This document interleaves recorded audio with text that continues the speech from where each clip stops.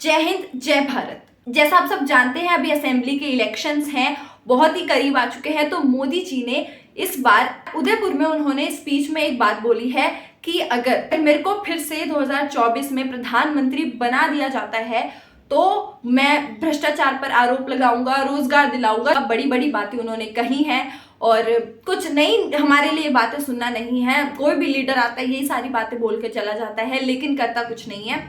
और वीडियो को स्किप मत कीजिएगा क्योंकि इस वीडियो को सुनना खास करके आपका बहुत ज्यादा जरूरी है, क्योंकि मोदी जी ने अपनी पूरी स्पीच में उदयपुर में उन्होंने एक जो भी बातें कही हैं भ्रष्टाचार को लेकर, रोजगार को लेकर, बहुत सारी और भी चीजें उन्होंने कही हैं, लेकिन कहीं पर भी उन्होंने आर्मी का, कि देश के सैनिक का, जवान का जिक्र नहीं करा।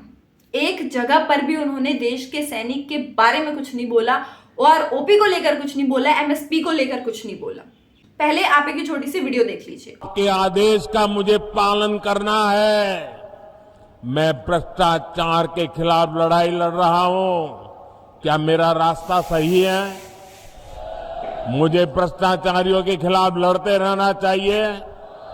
इस देश से भ्रष्टाचार को नेस्त नाबूद करने के लिए मुझे ताकत लगानी चाहिए।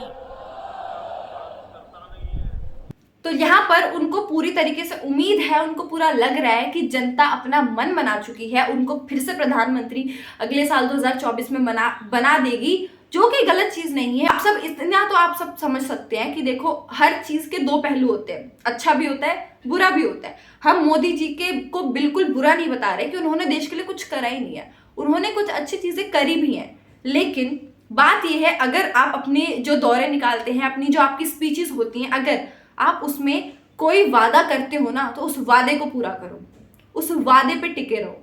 पहले भी 2013 में जो रेवाड़ी में उन्होंने रैली करी थी, जो सैनिकों के लिए बातें कही थी कि हम ओआरओपी को फिर से लाएंगे, जो सैनिकों के अंदर इतने सालों की, पता नहीं कितने 20-30 साल पुरानी पहले की चीजें जो उनके मन में दब चुकी थी कि अब हमारे लिए तो कुछ हो ही नहीं सकता, कांग्रेस के राज में जब तक वो था कि अब तो कुछ हो ही नहीं रहा है, वो अपनी उम्मीदें खो चुके थे। तो उस टाइम पर मोदी जी ने उनकी उम्मीदें फिर से जगाई कि ओआरओपी फिर से आ सकता है, उनको फिर से उनकी नीड्स हैं, जो उनकी ज़रूरतें हैं, वो उनकी पूरी होंगी, उनके लिए कुछ एक्शन लिया जाएगा।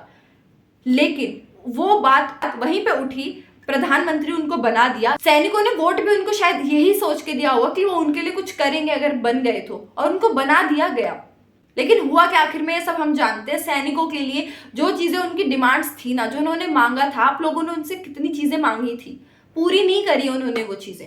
और इस बार भी अब जो अपनी वो स्पीचेस दे रहे हैं, लगातार दौरे कर रहे हैं, क्योंकि कांग्रेस और भाजपा का फिर से बहुत ज्यादा टक्कर में बिल्कुल उनका मुकाबला चल रहा है कि इस बार कौन सी सरकार आएगी और कौन जीतेगा, इसलिए वो लगातार दौरे कर रहे हैं। लेकिन अपने किसी दौरे में वो सैनिकों के लिए कुछ नहीं बोल रहे हैं। कितनी अफसोस की बात है ये कि सैनिकों के लिए आप कुछ नहीं कह सकते। भ्रष्टाचार हटाएंगे, और उन्होंने ये भी बोला है कि अगर उनको दोबारा प्रधानमंत्री बना दिया जाता है तो वो इंडिया को, भारत को तीसरे नंबर की इकोनॉमी बना देंगे। ये चीज हम समझते हैं, अच्छी बात है। अगर ऐसा सच में हो जाता है तो आप भारत को आगे लेके जाइए, बहुत आगे लेके जाइए, नंबर तीसरे पे आप 1 पे ले जाइए, बहुत अच्छी बात है। लेकिन सैनिकों के लिए कुछ नहीं करोगे क्या? सिर्फ भारत को, इंडियन इकोनॉमी को यहां पहुंचा दोगे और सैनिक तो यहीं पर रहेगा, तो उसका क्या फायदा है? सैनिक खुश कैसे होगा अगर आप उसके लिए कुछ करोगे ही नहीं? तो वो देश की सेवा करने का उसका मन कैसे करेगा? रक्षा करने की उसकी इच्छा कैसे पैदा होगी अगर आप उसके लिए कुछ नहीं सोचोगे? तो पहले तो वो अपनी स्पीचेस में, अपने दौरों में सैनिकों के लिए चीजें बोलते भी थे, इस बार तो उन्होंने सैनिकों का जिक्र तक नहीं करा। क्यों? अब क्यों चुप बैठ गए आप? अब सैनिक उनके अगेंस्ट इतना सब कुछ अब करने लगे हैं तो आप उनके हक में नहीं अब बोलेंगे। 25 तारीख को वो रेल रोको आंदोलन करने वाले हैं, 25 नवंबर को, आप सब इस बारे में जानते होंगे, वो भी होने वाला है। कितनी सारी चीजें होने वाली है। सैनिक राजनीति में आना चाह रहा है, वो क्या कुछ गलत चाह रहा है? अगर वो एक सैनिक राजनीति में भी आना चाह रहा है तो कुछ गलत नहीं है ना उसमें? क्या गलत है इसमें?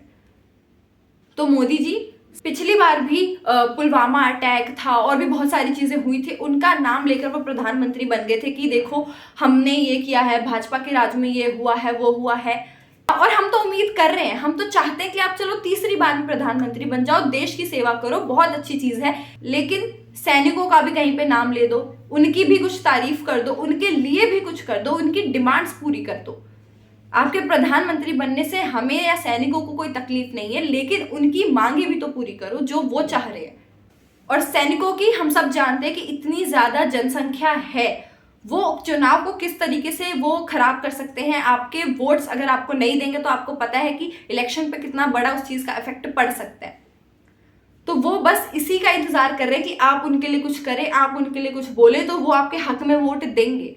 बट अगर आप ही उनके लिए कुछ नहीं करेंगे तो आपके हक में क्या सोचकर वोट दें कि इस बार फिर से उनको निराश होना पड़े, अगले 5 साल तक वो फिर से रोते रहे क्या।